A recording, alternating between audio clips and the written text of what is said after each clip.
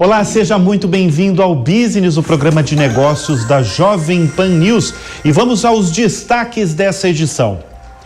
A rede de lojas Etna anuncia o fim das atividades após 17 anos no Brasil. Conheça a razão da companhia, que cogitou ter quase 20 mega lojas pelo país, decidir fechar as portas e abandonar os negócios. A Toyota vai investir 50 milhões de reais na fábrica de Indaiatuba para renovar o Corolla. Quais são os planos da montadora para o carro mais vendido da história do setor automobilístico? A Apple pode cortar a produção de iPhone em 20% no mundo este ano. O que motivou a decisão radical da empresa mais valiosa do planeta? A procura por voos internacionais cresce 70% em março no Brasil. Porém, os preços por passagens nacionais e ao exterior subiram. Saiba quais são os destinos que mais aumentaram o valor no último mês. A Vale fecha acordo para fornecer níquel à gigante americana Tesla de Elon Musk. A Vale enviou um comunicado para o Business sobre o caso. E o banco digital mais valioso do mundo chega ao Brasil. O Business está só começando. E a gente abre a edição do Business de hoje para falar que a Etna vai encerrar as atividades depois de 17 anos no Brasil. A rede de lojas, muito conhecida no mercado de móveis, cama, mesa e banho, já vivia um período melancólico desde o ano passado, quando passou a fechar lojas. De acordo com quem acompanhou o fim da companhia, havia uma espécie de abandono da família fundadora e controladora, os Kaufmann, também donos da rede de joalherias Vivara. A família e principalmente a nova geração passou a rejeitar o negócio, sobretudo com o avanço da concorrência digital. A ideia era vender a Etna, mas quem poderia se interessar por uma marca que tinha mega lojas, mas sem ser forte no digital? Um dos alvos era a concorrente Tok Stock, que tem priorizado lojas menores e passou a investir forte no comércio eletrônico, mas essa aproximação emperrou. E assim, com dificuldades financeiras e sem um comprador, a Etna, que chegou a ter 13 lojas no país e falava em ter até 18 lojas, anunciou o fim das atividades. Atualmente, ela tem apenas 4 unidades, na verdade, sendo 3 em São Paulo e uma em Brasília. Olha, nunca é fácil o fechamento de uma marca, principalmente uma marca de varejo. A gente tem os custos de demissões, que são muito altos, a gente tem a quebra de contratos de aluguel, tem perdas de estoque. Mas agora, com essa decisão tornada pública, a Etna anunciou uma liquidação com até 90% de desconto nos produtos para o fechamento das lojas. A gente até pode ver que existem filas aí em algumas dessas lojas, principalmente em São Paulo. Quem entra no site é possível ler já um banner que informa as condições de compra. Não serão permitidas trocas, evidentemente, e é possível acumular descontos progressivos de 10%, 30% para compras acima de R$1.000. E vamos girar o assunto agora com uma notícia boa, hein? Nunca é bom falar tanto de fechamento de empresas, né? Mas essa notícia é muito importante. A Toyota anunciou que investirá 50 milhões de reais na fábrica de Indaiatuba, em São Paulo, onde produz o Corolla Sedã. A montadora informou que o aporte será direcionado a novas tecnologias para a linha de montagem da unidade. A primeira etapa do plano terá início neste ano. Em 2019, a empresa encerrou um ciclo de R$1 bilhão de investimento em Indaiatuba, o que permitiu a produção da 12ª geração do Corolla, que passou a incluir a tecnologia híbrida Flex. A gente tem que sempre lembrar que o híbrido é equipado com 2 motores, um a combustão que ajuda a carregar as baterias do segundo motor, que é elétrico.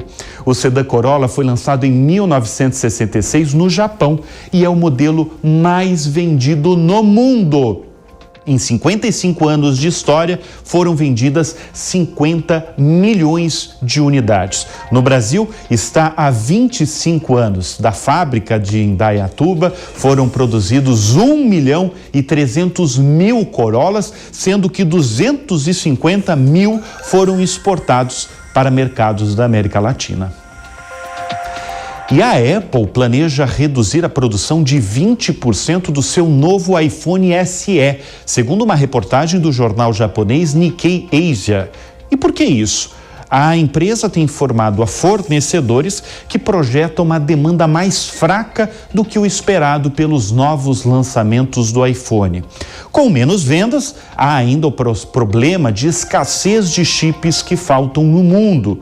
Olha, para fazer um celular precisa de muitos chips. A guerra na Ucrânia pressiona ainda mais o mercado dos chips, porque tanto Ucrânia quanto Rússia são grandes produtores de matéria-prima dos chips, como o paládio e o gás neônio. Fora isso, tem o próprio mercado interno russo. Estima-se que a Apple vendeu cerca de 5 milhões de iPhones na Rússia em 2021. Com a saída da empresa da Rússia, são milhões de iPhones que deixarão de ser vendidos. Em números, serão 2 a 3 milhões de iPhones a menos no mercado e também, agora saindo do iPhone, são 10 milhões de AirPods a menos para 2022, os famosos fones de ouvido. Para se ter ideia, em 2021 a Apple comercializou 80 milhões dos famosos fones de ouvido. Ou seja, essa notícia impacta a companhia mais valiosa do planeta. Eu vou lembrar, fechou o ano de 2021 com lucro de 100 bilhões de dólares. Imagina uma empresa com lucro de 100 bilhões em um ano. E a gente está falando do carro-chefe dela, o iPhone, a maior criação da Apple, que foi cofundada pelo grande Steve Jobs. E por falar na Apple, o grande lançamento da gigante americana em 2022 chega ao mercado brasileiro em 8 de abril, com pré-venda que se iniciou na última sexta-feira, dia 1º de abril. Olha, no início de março, a gente já noticiou aqui no Business, a Apple fez a anual apresentação dos novos produtos. Mas o que era para trazer uma grande novidade não trouxe nada de muito novo. A principal atração da apresentação foi o iPhone SE, que se transforma na opção mais acessível entre os celulares da Apple. O processador é o mesmo usado nos celulares mais modernos da Apple. E qual é o preço dessa brincadeira? Qual é o preço do novo iPhone?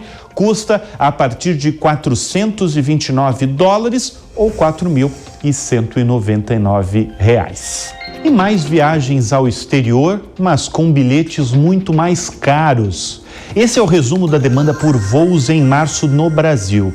O avanço da vacinação no país e a diminuição de restrições foram determinantes para o retorno de um hábito de muitos brasileiros no período pré-pandêmico, que é planejar viagens internacionais.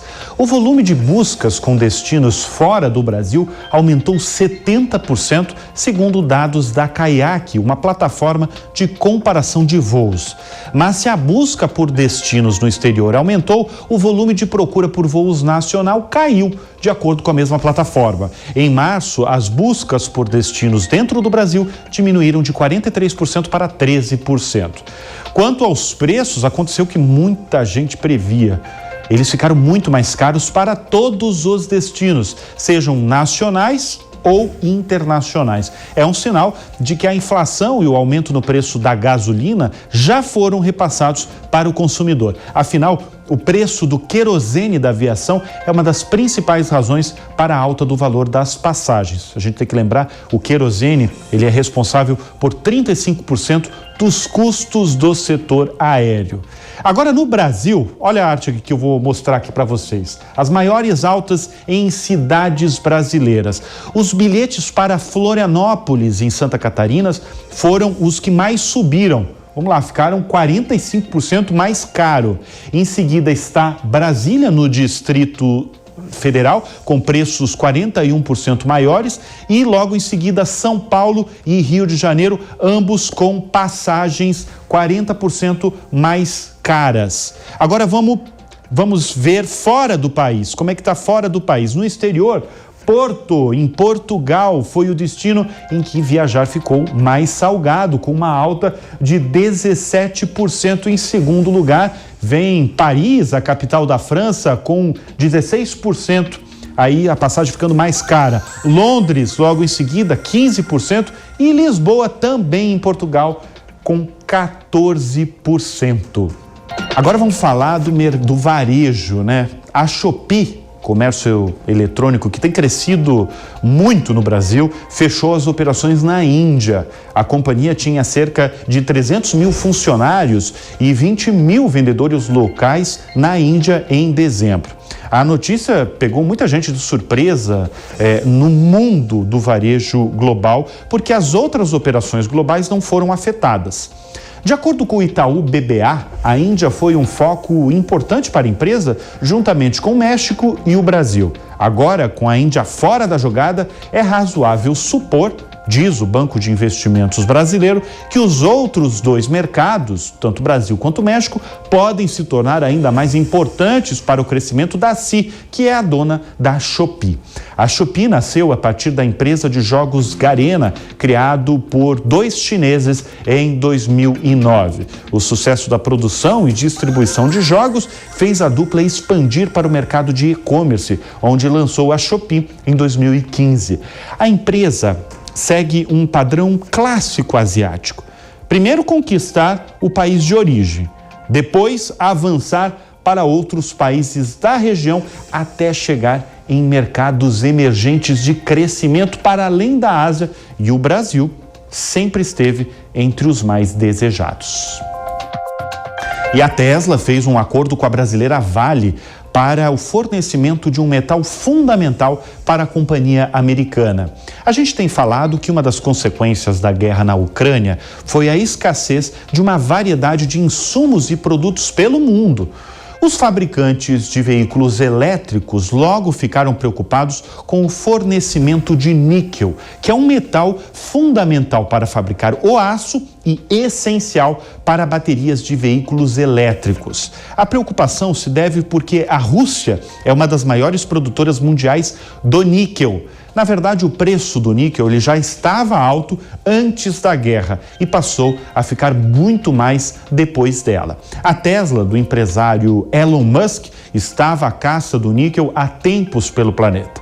Com isso, assinou um acordo longevo com a Vale para fornecimento de níquel das operações da mineradora brasileira no Canadá. Essas informações foram publicadas inicialmente pela agência Bloomberg. Ao saber dessa informação, nós do Business imediatamente falamos com a Vale.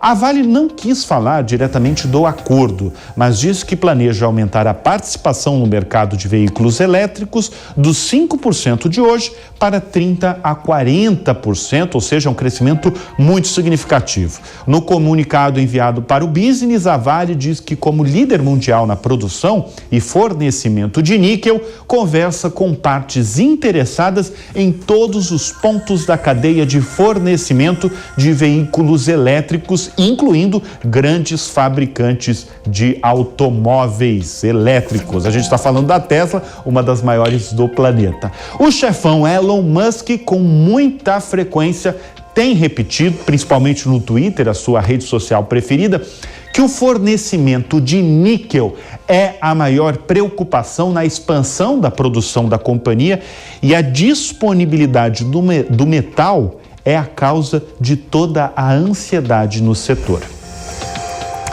Falando em guerra, mais uma grande empresa ocidental entrou na lista das que dizem adeus ao país de Vladimir Putin. A Heineken, segunda maior produtora de cerveja do mundo, anunciou que vai interromper a operação na Rússia. A cervejeira, que é a segunda maior também no Brasil, atrás apenas da Ambev, enviou um comunicado em que explica que a medida foi inspirada pelo clima de insegurança no país em tempos de conflito na Ucrânia. Os negócios não são mais sustentáveis à medida em que a guerra persiste, disse a empresa empresa com sede na Holanda. A guerra na Ucrânia, afinal, completou mais de um mês com quase 4 milhões de refugiados. São milhões de pessoas que buscam ajuda humanitária, água e comida. A Heineken vai perder dinheiro nessa decisão. A companhia vai transferir as operações para um novo dono e, apesar de não ter dado detalhes nesse quesito. E isso vai criar uma despesa de 400 milhões de euros. A empresa afirmou que não quer ter lucro com a transação, mas esse custo tem um valor nos encargos e o valor deve ser esse mesmo em dólares. Em dólares vai ser um custo de 438 milhões. Semanas atrás, a empresa holandesa havia anunciado a interrupção de investimentos e exportações para a Rússia, além de abrir mão do lucro das operações no país. O anúncio feito no início da última semana é muito mais amplo. É a saída definitiva do país. É mais uma empresa que vira as costas a Vladimir Putin. Mais concorrência à vista no mercado financeiro do Brasil. O banco digital mais valioso do mundo chega ao nosso país. O Revolut foi avaliado em 33 bilhões de dólares em sua última rodada de investimento. O banco tem mais de 18 milhões de clientes em todo o mundo. A expectativa é que o Brasil esteja entre os 5 maiores mercados que já opera em mais de 35 países. Quem vai comandar a nova fintech no país é o executivo Glauber Mota, um dos responsáveis pela criação do banco digital BTG Pactual. Glauber está responsável agora por formar a equipe do banco digital. O Cubo do Banco Itaú informou que as startups que fazem parte de sua rede captaram cerca de 3 bilhões de reais em investimentos em 2021. Esse montante é 60% maior do que um ano antes. O Cubo citou como exemplos de novos aportes a Beer or Coffee, uma startup que conecta empresas com vagas disponíveis no mercado.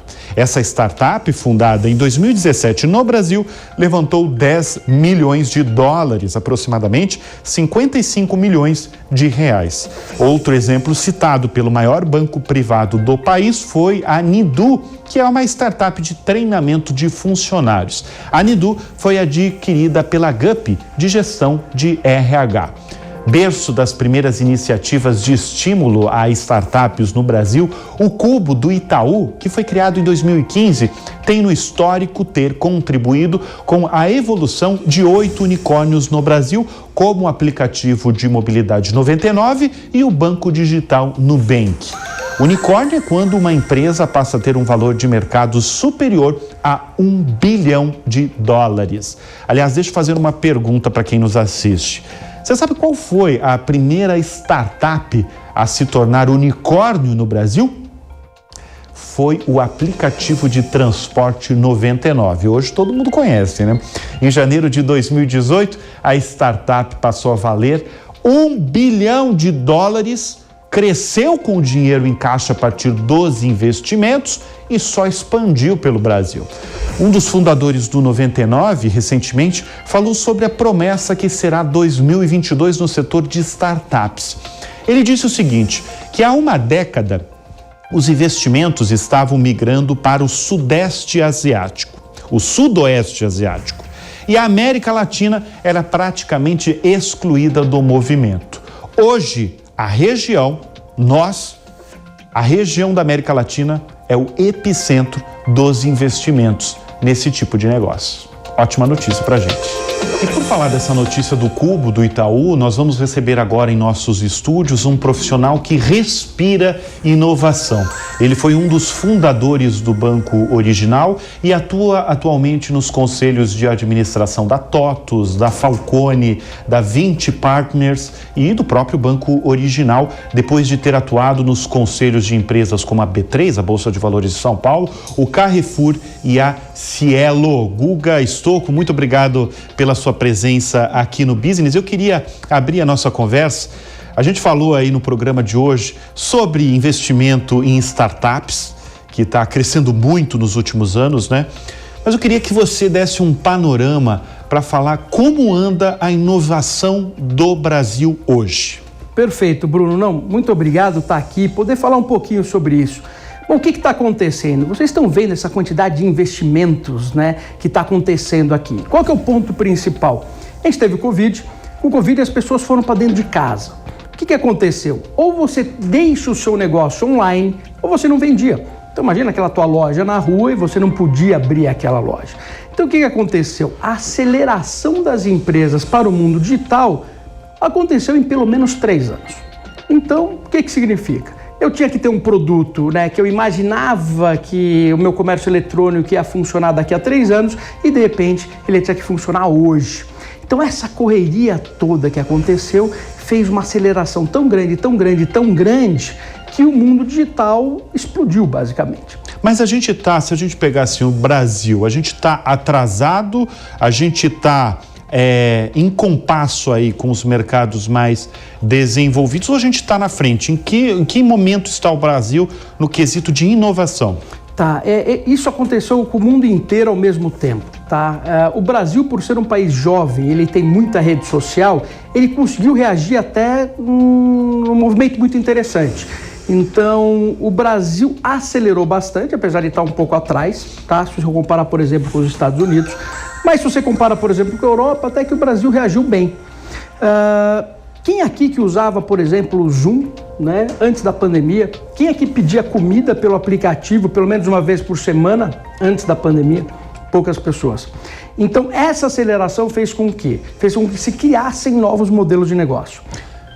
Agora, deixa eu chamar a atenção, porque a gente falou na última nota aí do Cubo dos unicórnios, né? Hoje no Brasil, a gente tem mais de 2 dezenas, mais de 20 empresas, startups, que começaram muitas delas num escritório, numa salinha minúscula e se transformaram em valor de mercado em mais de $1 bilhão. O Guga, que está presente aqui nos nossos estúdios, foi responsável, na verdade participou aí de pelo menos 3 unicórnios. Quais são eles? Sim, na verdade a gente fez investimentos, né, no nosso primeiro fundo da Domo Invest em 3 unicórnios, né, na Gympass, na Log e no Hotmart. Existe uma fórmula, Guga, para uma empresa aí sair de uma salinha e se transformar aí numa empresa unicórnio, tendo um valor de mercado de mais de $1 bilhão? Olha, na verdade não tem uma fórmula específica, mas se você tem uma boa tese de mercado e você consegue crescer muito rápido, aliado à tendência e tendo uma execução muito boa, sim. Lembre que o teu negócio tem que ser o seguinte, você tem que ter um negócio que atinja muita gente, né? Se você tem um negócio que atinge uma cidade, você não consegue ser unicórnio. Se você tem um negócio que pode atingir o mundo, você pode ser unicórnio. E assim, você acha realmente que 2022, 2023, essa aceleração aí de startups brasileiras vai seguir? A gente viu aí por exemplo, do Cubo, uma iniciativa, um hub do Itaú, que tem várias startups recebendo aportes muito grandes, mas saindo desse hub, a gente tem várias startups por aí que vão crescendo, vão tendo aportes aí milionários. A gente vai seguir nessa toada de bons aportes? Sim, a gente vai seguir, a gente vai ter cada vez mais aportes acontecendo, porque a gente precisa criar novos produtos para esse mundo novo que foi criado para o Covid.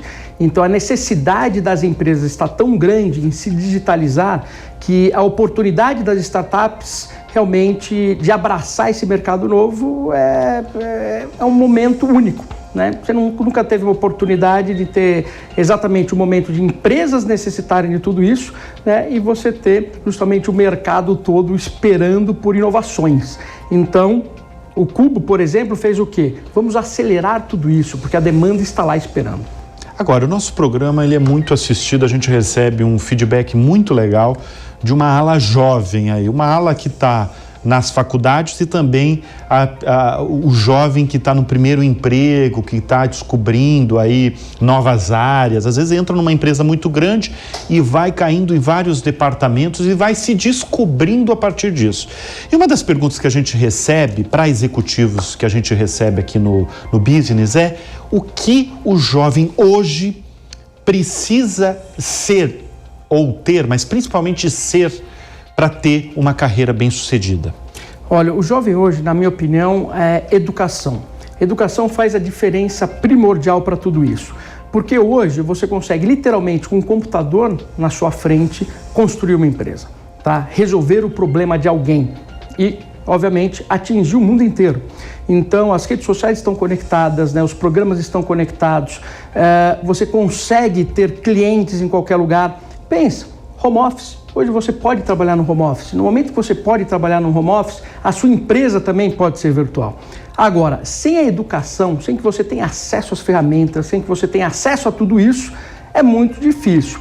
Então, tem a grande oportunidade do quê? De aprender essas ferramentas para que você possa executar o seu trabalho da melhor forma possível. Então, isso é uma grande oportunidade. Agora, falando em futuro aí, né? Muita gente fala do mercado de trabalho no futuro. Tem a inteligência artificial que muita gente fala, não, metade das vagas de trabalho vão sumir porque vai ter robô ali fazendo, vai ter inteligência artificial, a inteligência artificial vai ficar mais esperta do que o ser humano. Tem agora o metaverso, que parece que vai mexer com muita coisa, com os setores. Eu queria que você desse um panorama aí, se isso é lenda, se vamos ter aí no futuro. Como vai ser o mercado de trabalho no futuro? Tá, eu acho que é importante dizer isso. A gente ouve dizer, por exemplo, inteligência artificial, né, vai acabar com o emprego. Não é verdade. A inteligência artificial cria emprego. O que acaba com o emprego? A educação. Porque, na verdade, quando entra uma tecnologia nova, ela gera muito emprego, porque ela gera muita necessidade e você precisa ter muitas pessoas para executar tudo isso. Qual que é o problema? O problema é que ela elimina normalmente um emprego repetitivo, né? Um trabalho repetitivo. E então você vai falar, poxa, então eliminou meu emprego porque o meu emprego era repetitivo. É verdade, só que ele criou um novo emprego, na verdade vários novos empregos. Então, na verdade, o que você tem que fazer? Você tem que estar aprendendo coisas novas para que você pegue esse emprego novo. Então, isso é um ponto de atenção muito importante. A inteligência artificial, ela faz o quê? Tudo que é repetitivo, ela automatiza. Isso num primeiro momento. Então, eu gosto de brincar no seguinte sentido. Se quando você sai de férias do seu trabalho e você faz um manual, né, do que você faz e alguém consegue substituir você lendo aquele manual, o seu emprego está em risco. Então, comece a estudar para criar alguma coisa nova, tá? Então, esse é um ponto importante. Bem, nós recebemos em nossos estúdios o Guga Stocco, volto a repetir, ele faz parte de uma série aí de grandes empresas do Conselho, também está no seu currículo aí 3 unicórnios que ele participou aí do início. Muito obrigado aí pela sua presença no Business. Muito obrigado, Bruno. Foi um prazer. Bem, e antes de encerrar nosso programa, uma super novidade. A Uber lançou uma novidade aos usuários brasileiros. É a chegada do recurso de agendamento de viagens. Desde a última quinta-feira, o cliente pode reservar um carro com antecedência de até 30 dias. A opção começa inicialmente em Curitiba, no Paraná, e ainda não há uma previsão de chegada a outras cidades do país. A companhia ela costuma fazer testes em regiões específicas antes de adotar medidas em todo o território nacional. A reserva vai ter um preço. Segundo a empresa, será cobrada uma taxa adicional de R$ 14 ao passageiro que deseja reservar uma viagem. Motoristas que aceitarem o trajeto antecipado devem receber um valor adicional. E quem reservar já consegue visualizar no agendamento o preço final da corrida com a nova taxa inclusa. A Uber justifica o recurso como útil para passageiros que queiram se organizar em eventos previsíveis, como idas a aeroportos ou consultas médicas. Esse anúncio ocorre dias depois de a Uber elevar os preços das corridas em todo o país. O reajuste foi de 6,5% e é, de acordo com a companhia americana, temporário.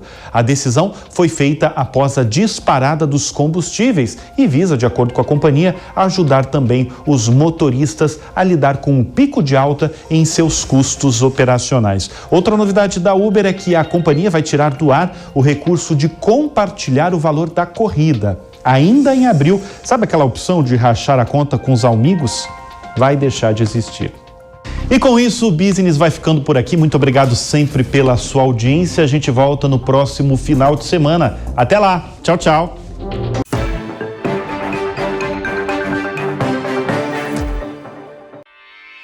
Realização Jovem Pan News.